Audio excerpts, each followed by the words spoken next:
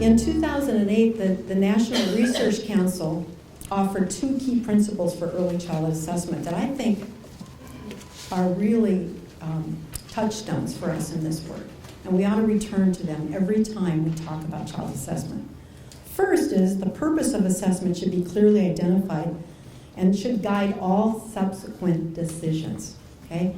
I can't emphasize enough how important it is to start with the purpose. These decisions should include selecting a valid and reliable assessment tool and using it for its intended purposes. We would never recommend using a diagnostic tool as a screening tool, okay? There are 2 different purposes, or a diagnostic tool for formative assessment. We see it happening all the time. People will take what I would consider to be a norm reference child outcome measure and use it for formative assessment. It's too long of a measure. It's not sensitive enough to changes over time. So it's really important that we match the tool, the way it was designed, with the intended purpose.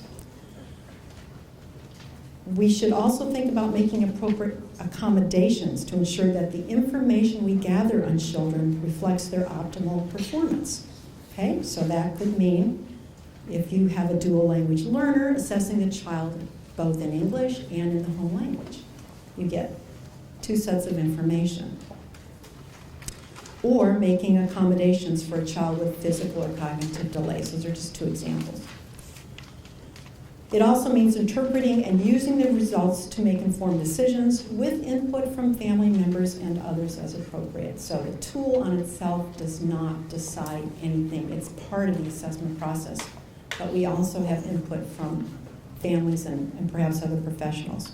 And of course, communicating the results in a professional and ethical manner. The second principle is that assessment doesn't occur within a vacuum. It occurs within a system of services that promotes children's development and learning. Okay, so what does that mean? That means that we should think about coordinating our assessments with other key stakeholders and programs.